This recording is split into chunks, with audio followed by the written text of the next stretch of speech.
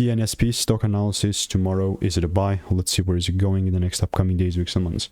So looking at observing CNS Pharmaceuticals, I'm sitting at I'm looking at a 14-cent price with a pretty crazy gap up that happened on Friday.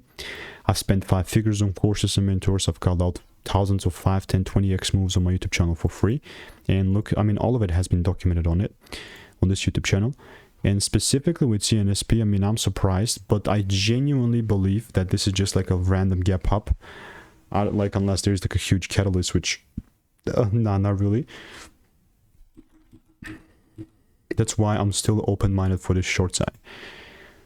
Obviously, Tuesday pre-market is going to be like the biggest factor, like lever movers here. But unless I see this shift, then there's just no way that I'll take things low. Like, ultimately, just no way. So yeah, that's my 2 cents on CNSP. Guess what? If it starts picking up, sure, I'm not closing my mind forever on the bullish side, but for right now, it is bearish.